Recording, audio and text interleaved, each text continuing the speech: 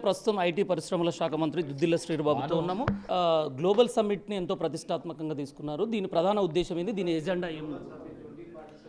ఇది 2047 తెలంగాణ రైజింగ్ అనే అంశం తీసుకొని ఒక లక్ష్యం పెట్టుకొని ఒక విజన్ డాక్యుమెంట్ని రిలీజ్ చేయాలని ముఖ్యమంత్రి రేవంత్ రెడ్డి గారు, అదేవిధంగా ప్రభుత్వానికి సంబంధించి, మన రాష్ట్ర ప్రజలకు సంబంధించి, మన తెలంగాణ ప్రజలకు సంబంధించిన మన భవిష్యత్తులో ఒక ఆలోచన తీసుకెళ్ళి ఒక ప్రణాళిక సిద్ధం చేసుకొని ఆ లక్ష్య సాధనలో ఏ విధమైన అడుగులు వేస్తూ ఉన్నాం, వేయబోతూ ఉన్నాం, ఏ విధంగా సాధిస్తాం, ఆచరణ యోగ్యంగా ఏ విధంగా ఉండబోతుందని ఒక విజన్ డాక్యుమెంట్ని రిలీజ్ చేయబోతా ఉన్నాం. ప్రపంచ స్థాయిలో ఎలాంటి కంపెనీలు ఇక్కడికి వచ్చే అవకాశం ఉంది? అగ్రస్థాయి కంపెనీలు ఏమైనా ఎంఓయూలు అయ్యే అవకాశం ఉందా? నేను మొదటి నుంచి కూడా ప్రభుత్వం కూడా ఒకటే చెప్తా ఉంది, దిస్ ఈజ్ ఏ కాన్ఫరెన్స్. ఈ సదస్సు ఈ విజన్ డాక్యుమెంట్ రిలీజ్ చేసేయడానికి ప్రధానమైన లక్ష్యం ఎంఓయూలు చేయడానికి కాదు. ఎంఓయూలు కోసం ఎవరైనా వస్తే, ఒప్పందాలకు సంబంధించి ఎవరైనా వస్తే, పెట్టుబడులు పెడదాం, మేము ఒప్పందం చేసుకుందామని ముందుకు ఎవరైనా వస్తే వారిని సాదరంగా ఆహ్వానిస్తాం. మన రాష్ట్ర ప్రగతిలో భాగస్వాములు అవుతున్న వారికి ఆతిథ్యం ఇచ్చి తప్పకుండా ఎంఓయూలు చేయటం జరుగుతుంది.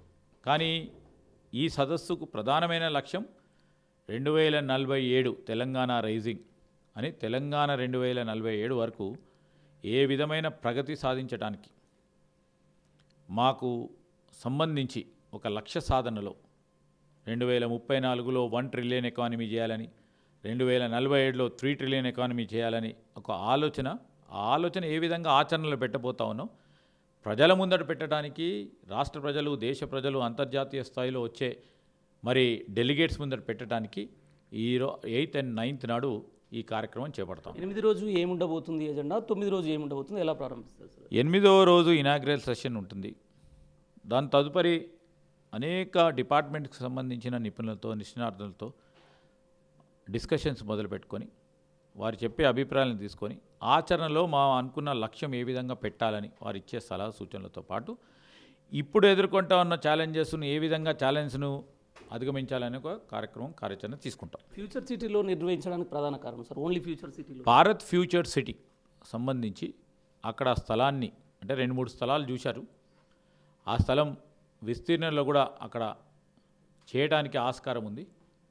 ఫర్టైల్, అంటే ఇప్పుడు అక్కడ కూడా ఏది లేదు, ఇమీడియట్గా కూడా మనం అనుకున్నట్టు ఆ విధమైన సదస్సును ఏర్పాటు చేయడానికి మరి అవకాశం ఉంది కనుక దాన్ని అక్కడ సెలెక్ట్ చేయడం జరిగింది. భారత్ ఫ్యూచర్ సిటీకి సంబంధించి రేపు వచ్చే డెలిగేట్స్ కూడా రేపు భారత్ ఫ్యూచర్ సిటీ ఏ విధంగా మేము నిర్మాణం చేయబోతా ఉన్నాం, నెట్ జీరో సిటీ ఏ విధంగా మేము నిర్మాణం చేయబోతాం, ఆ భారత్ ఫ్యూచర్ సిటీకి సంబంధించి కేవలం కొద్దిమందికే కాదు, అన్ని వర్గాలకు సంబంధించి వారికి సంక్షేమం, వారి అభివృద్ధి ఆ భారత్ ఫ్యూచర్ సిటీలో కూడా చూపెట్టడానికి రేపొద్దున ఆ వేదిక ద్వారా కూడా చూపెట్టడం జరుగుతుంది. Thank you. తెలంగాణలో ఖచ్చితంగా ఈ ఫ్యూచర్ సిటీలో ప్రధాన ఉద్దేశం, ఫ్యూచర్ సిటీలో నిర్మించడానికి ప్రపంచ నలుమూలల నుంచి పారిశ్రామికవేత్తలని పెద్ద ఆకర్షించడానికి తెలంగాణలో ప్రధానంగా ఫ్యూచర్ 2047 విజన్తో ముందుకు వెళ్ళడానికి ఈ గ్లోబల్ సమ్మిట్ ఎంతో ప్రతిష్టాత్మకంగా తెలంగాణ ప్రభుత్వం నిర్వహించబోతుందని తెలపడం జరిగింది. కెమెరా పర్సన్ వెంకట్తో శేఖర్.